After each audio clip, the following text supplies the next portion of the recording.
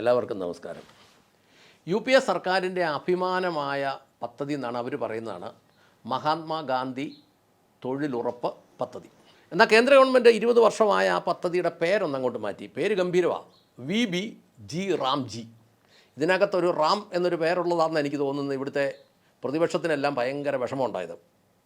എന്നാൽ നമ്മളത് മനസ്സിലാക്കുമ്പം VB എന്ന് പറയുന്നത് വികസിത ഭാരത് എന്നുള്ളതിൻ്റെ ആദ്യത്തെ അക്ഷരങ്ങളാണ്. വികസിതം എന്നുള്ളതിൻ്റെ V, ഭാരതം എന്നുള്ളതിൻ്റെ B. അപ്പം VB ആയി. ഇനി അടുത്തത് G റാംജി എന്ന് പറഞ്ഞതാണല്ലോ ഒരു സംശയം. അത് കാര്യം ഇത്രേ ഉള്ളൂ, guarantee four Rozgar and Ajeevika mission ബ്രാക്കറ്റിൽ ഗ്രാമീൺ. അപ്പോൾ VBയുടെ ഞാൻ ആദ്യം പറഞ്ഞു, വികസിതം എന്നുള്ളതിൻ്റെ V, ഭാരതം എന്നുള്ളതിൻ്റെ B, G എന്നുള്ളത് ഗ്യാരണ്ടി ഫോർ എന്നുള്ളതിൻ്റെയാണ് അത്. പിന്നെ റാം എന്നുള്ളത് എഴുതിയേക്കുന്ന റോസ്കാർ ആൻഡ് അജീവിക എന്നുള്ളതിൻ്റെ റാം. പിന്നെ G എന്നുള്ളത് ഗ്രാമീൺ. അല്ലാതെ ഇവിടെ പറയുന്നത് പോലെ വലിയ ഭയങ്കരമായ പേര് വ്യത്യാസമൊന്നും അതിനകത്തുണ്ടായില്ല. അതിനകത്ത് വേറെ ആരുടെയും പേരും ചേർത്തിട്ടില്ല എന്നാണ് ഞാൻ മനസ്സിലാക്കുന്നത്. ഇതിനകത്ത് ഇപ്പോൾ കേരളത്തിലൊക്കെ തുണിയും പറിച്ചിട്ട് ആടാൻ തുടങ്ങി. തൊഴിലുറപ്പിനെ ബാധിക്കുന്നു, 26 ലക്ഷം കുടുംബങ്ങൾക്കിട്ട് പണി കൊടുത്തു എന്നൊക്കെയാണ് പറയുന്നത്. നമ്മൾ യഥാർത്ഥത്തിൽ സത്യങ്ങൾ എല്ലാ കാര്യത്തിലും മനസ്സിലാക്കണമെന്നുള്ളതാണ് പ്രധാന കാര്യം. നേരത്തെ മഹാത്മാഗാന്ധി തൊഴിലുറപ്പ് പദ്ധതിയിൽ ഒരു വ്യക്തിക്ക് 100 ജോലിയാണ് ഒരു വർഷം ഉറപ്പ് പറഞ്ഞിരുന്നത്. 100 ജോലി. ആ 100 ജോലി കേന്ദ്ര ഗവൺമെൻറ് പദ്ധതി പ്രകാരം ഉറപ്പുണ്ടായിരുന്നത്.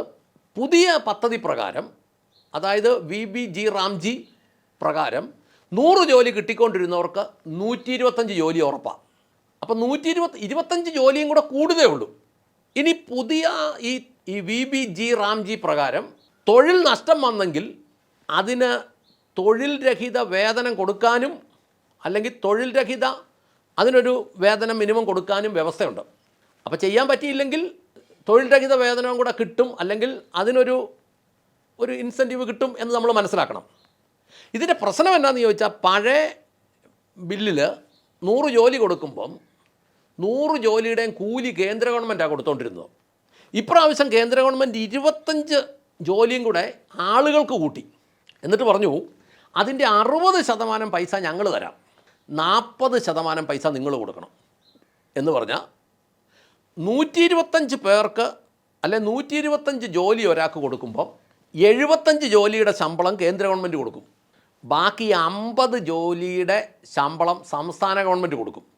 നേരത്തെ എങ്ങനെയാണെന്ന് ചോദിച്ചാൽ 100 ജോലി ചെയ്യിപ്പിച്ചിട്ട് കേന്ദ്രത്തിൽ നിന്ന് പൈസ മേടിച്ച് അങ്ങോട്ട് കൊടുത്തിട്ട് ഇത് ഞങ്ങളുടെയാണെന്നും പറഞ്ഞ് ഫ്ലക്സ് ഇട്ടാൽ മതിയായിരുന്നു, അല്ലെങ്കിൽ ഞങ്ങളുടെയാണെന്നും പറഞ്ഞ് റീൽ അടിച്ചിട്ടാൽ മതിയായിരുന്നു. വഴിയേ പോകുന്ന കൊച്ച് നേ കൊച്ച് എൻ്റെയാണെന്ന് പറയായിരുന്നു. അങ്ങനെയാണല്ലോ കേരളത്തിലെല്ലാം, നേ പോകുന്ന കൊച്ച് എൻ്റെതാണ് എന്ന് പറഞ്ഞാൽ ഈ തൊഴിലുറപ്പ് പദ്ധതിക്കകത്തും പൈസ കൊടുത്തിട്ട് അത് ഞങ്ങളുടെയാണെന്ന് പറയായിരുന്നു. എന്നിട്ട് ഇതിൻ്റെ പേര് തൊഴിലാളികളെ വരട്ടി പാർട്ടിയുടെ മീറ്റിങ്ങിന് കൊണ്ടുപോയിരുന്നു, അവരുടെ ഇന്ന് ലെവി മേടിക്കായിരുന്നു, അല്ലെങ്കിൽ പിരിവ് മേടിക്കായിരുന്നു.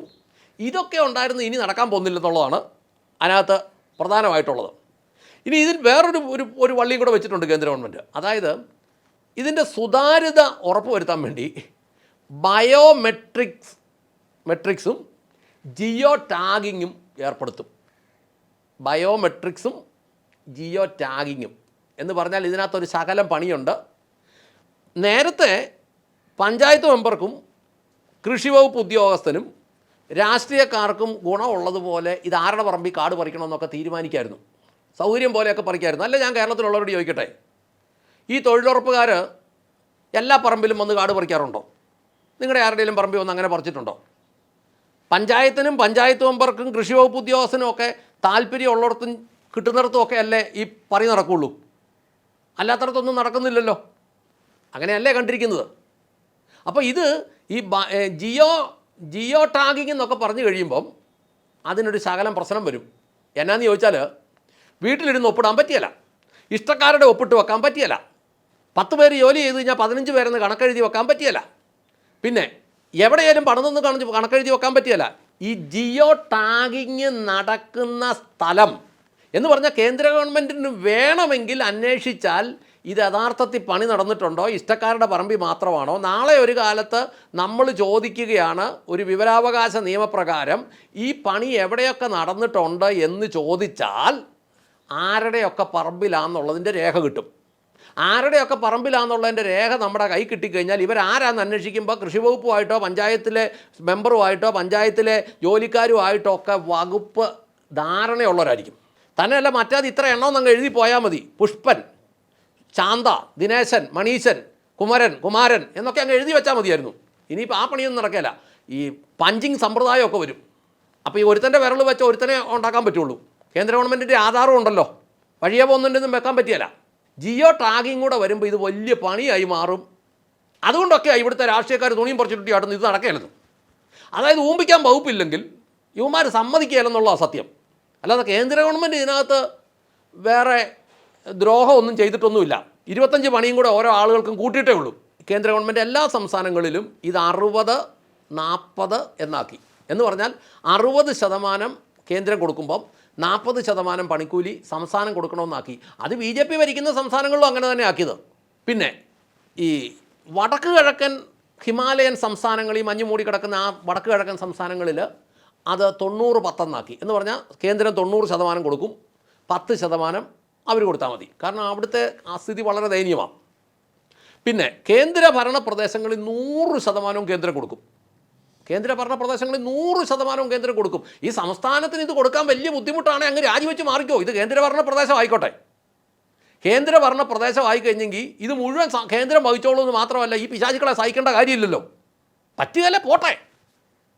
ഇനി ഇതിൻ്റെ നടത്തിപ്പ് കൂലി നേരത്തെ 6% നടത്തിപ്പ് കൂലി ഉണ്ടായിരുന്നത്. ഇപ്രാവശ്യം അത് 9% വർദ്ധിപ്പിച്ചു. 100 പണി ഉണ്ടായിരുന്നത് ഒരാൾക്ക് 125 പണിയായിട്ട് കൂട്ടി. പിന്നെ ബയോമെട്രിക്സും ജിയോ ടാഗിങ്ങും ഏർപ്പെടുത്തി. അതിനെന്നാ പണിയുന്നവർക്ക് കുഴപ്പം? അവർക്ക് വിരളുണ്ടല്ലോ. ജിയോ ടാഗിങ് എന്ന് പറഞ്ഞാൽ അവരെവിടെയാണ് നിന്നെന്നുള്ളത് 10 മീറ്റർ, ചിലപ്പം 5 മീറ്റർ പോലും. ഒരു വ്യക്തി എന്നോട് പറഞ്ഞത് കൃത്യം 10 സെൻറ്റിമീറ്റർ വ്യത്യാസത്തിൽ ഇയാൾ എവിടെയാണ് നിന്നെന്ന് അറിയാവുന്നു. അങ്ങനെ വരുമ്പോൾ എങ്ങനെ കണക്കെഴുതി വെക്കും? കുഞ്ഞപ്പൻ, കൊച്ചപ്പൻ, രാജപ്പൻ, തങ്കപ്പൻ എന്നൊക്കെ എങ്ങനെ എഴുതി വെക്കും? എഴുതി വെക്കാൻ പറ്റിയല്ല. ഇനി ഇതിനകത്തൊരു കാര്യം കൂടെ ഉണ്ട്. ഈ കേന്ദ്രം തൊഴിലുറപ്പിനുള്ള പൈസ കേന്ദ്രം കൊടുക്കുന്നു ഇന്നലെ വരെ. പിന്നെ നമ്മൾ മനസ്സിലാക്കുന്നത് നെല്ലിൻ്റെ സബ്സിഡി 28 രൂപ 16 പൈസയോ 18 പൈസയോ കണ്ട, അതിൽ 23 രൂപ 16 പൈസയും കേന്ദ്രമാണ് കൊടുക്കുന്നത്. 5 രൂപ സംസ്ഥാനം കൊടുക്കുന്നു. ഈ ഹൈവേകൾ മുഴുവൻ കേന്ദ്രം പണിയുന്നു. അപ്പോൾ അങ്ങനെ നമ്മൾ മനസ്സിലാക്കുമ്പം അവരെല്ലാം ചെയ്യുന്നു, ഇവർ അവകാശം പറയുന്നു. അങ്ങനെ എന്തിനാ അവകാശം പറയാൻ ഒരു പാർട്ടീസ്? ഇത് സംഭവം എന്നാന്ന് ചോദിച്ചാൽ, സംസ്ഥാന ഗവൺമെൻറ് ഇപ്പോൾ കിടന്ന് മണയ്ക്കുന്നത്, അല്ലെ ഇവിടുത്തെ രാഷ്ട്രീയക്കാർ കിടന്ന് മണയ്ക്കുന്നത്, ഈ 15 ലക്ഷം അധികാരവർഗത്തിന് കിട്ടുന്നത് മുഴുവൻ വീതം വെക്കാൻ പറ്റുന്നില്ലെന്നുള്ളതാണ്. നമ്മളൊരു സാധനം മേടിക്കുമ്പോൾ GSTയുടെ ബില്ല് നോക്കണം. ബില്ലിൽ CGST 9% SGST 9% എഴുതി വെക്കുന്നത് കാണാം. അതെന്താണെന്ന് ചോദിച്ചാൽ, നമ്മളിപ്പോൾ ഒരു TV മേടിച്ചു. TVക്ക് 10,000 രൂപയാണെങ്കിൽ ആ 10,000 രൂപയ്ക്കകത്ത് 8,200 രൂപ TV വില പ്ലസ് CGST 900 രൂപ, SGST 900 രൂപ എന്ന് പറഞ്ഞാൽ, CGST എന്ന് പറഞ്ഞാൽ കേന്ദ്ര ഗവൺമെൻറ്റിനുള്ള GST, സെൻട്രൽ GST. SGST എന്ന് പറഞ്ഞാൽ സംസ്ഥാന ഗവൺമെൻറ്റിനുള്ള GST. അപ്പോൾ 2 കൂട്ടർക്കും 900 വെച്ച് കിട്ടി. നമ്മൾ ഉപ്പ് തൊട്ട് കർപ്പൂരം വരെ എന്നാ സാമാനം മേടിച്ചാലും ഇതിനെല്ലാം GST ഉള്ളത് പപ്പാതി അങ്ങോട്ടും ഇങ്ങോട്ടും. അപ്പോൾ ഈ സംസ്ഥാന ഗവൺമെൻറ്റിന് ഈ സാധനം മുഴുവൻ മേടിക്കുമ്പോൾ കിട്ടുന്ന GST, നമ്മുടെ വണ്ടികൾ ഓടുമ്പോൾ കിട്ടുന്ന നികുതി, പിന്നെ ഈ പിടിക്കുന്ന പെറ്റി, ലോട്ടറിയുടെ ലാഭം, ബാക്കിയുള്ളതെല്ലാം മേടിക്കുന്നത് ഇത് മുഴുവൻ ഈ 15 ലക്ഷം പേർക്ക് അങ്ങ് വീതിച്ചു കൊടുത്താൽ മതിയോ? ഈ SGST എന്ന് പറയുന്ന സ്റ്റേറ്റ് ഗവൺമെൻറ്റിൻ്റെ GSTയുടെ ഒരു വരുമാനം, ഒരു വീതം നമ്മുടെ ഇവിടുത്തെ പൊതുജനത്തിന് അവകാശമില്ലേ? അപ്പോൾ അതുകൊണ്ട് നമ്മൾ ഈ പുതിയ സംവിധാനം മഹാത്മാഗാന്ധി തൊഴിലുറപ്പ് പദ്ധതി എന്നത് VBG റാംജി എന്ന പദ്ധതിയിലേക്ക് മാറ്റിയത് കൊണ്ട് പണിയെടുക്കുന്ന ആർക്കും ഒന്നും സംഭവിക്കാനില്ല. തൊഴിലുറപ്പിലുണ്ടായിരുന്ന തൊഴിലാളിക്കും ഒന്നും സംഭവിക്കാനില്ല. ഒരു കുറവും ആർക്കും ഉണ്ടാകാനില്ല. പക്ഷേ 2-3 കുറവുണ്ടാകും. ഈ ഇടയ്ക്ക് കിടക്കുന്ന കള്ളന്മാർക്കിട്ട് പണി കിട്ടും. ഇടയ്ക്ക് കിടക്കുന്ന കള്ളന്മാർക്ക് പണി കിട്ടുന്നുണ്ട്. ഇവന്മാർ പറഞ്ഞു ഞങ്ങൾക്ക് കിട്ടാനുള്ളതെല്ലാം പോകുമെന്ന്. കേന്ദ്ര ഗവൺമെൻറ് ഇങ്ങനെ പിടിച്ച് പതുക്കെ വരിക.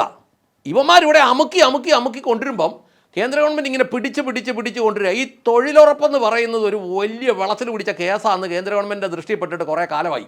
പേരിപ്പം മഹാത്മാഗാന്ധി തൊഴിലുറപ്പ് പദ്ധതിയിൽ നിന്ന് അത് മാറിയത് കൊണ്ട് മലയാളിക്ക് എന്നാ കുഴപ്പം?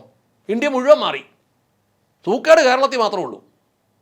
അപ്പോൾ അതുകൊണ്ട് തൊഴിലുറപ്പിന് പോകുന്ന ആളുകളോട് പറയട്ടെ, അവർക്കിത് യാതൊരു വിധത്തിലും ഒരു പ്രശ്നവും വരാനില്ല. 100 ജോലി കിട്ടുന്നവർക്ക് ഇനി 125 ജോലി കിട്ടും. ഏതൊക്കെയാലും അത് പ്രസിഡന്റ് ബില്ലിൽ ഒപ്പുവെച്ചു. ഇനി കിടന്ന് കാറാവുന്നല്ലാതെ വേറൊന്നുമില്ല. സംസ്ഥാന ഗവൺമെൻറ്റിന് ഇപ്പോൾ ഒരു കാര്യം ചെയ്യാം, 125 എന്നുള്ളത് 250 ആൾക്കാർക്ക് അങ്ങ് കൊടുക്കട്ടെ. 250 കൊടുക്കുമ്പോൾ കേന്ദ്രം അതിൻ്റെ 75% കേന്ദ്രം കൊടുത്തോളും. ബാക്കി ഇവന്മാർ കയ്യിൽ നിന്ന് കൊടുത്താൽ മതി. ഈ മുഴുവൻ തിന്നാമെന്നുള്ള, ഒരുമിച്ച് തിന്നാമെന്നുള്ള, ഞങ്ങൾ ഈ 15 ലക്ഷം അധികാരവർഗം മൊത്തം തിന്നുമെന്നുള്ള ചിന്താഗതി കയ്യിലിരിക്കട്ടെ എന്ന് ഓർമ്മിച്ചുകൊണ്ട് നിർത്തട്ടെ. നന്ദി, നമസ്കാരം.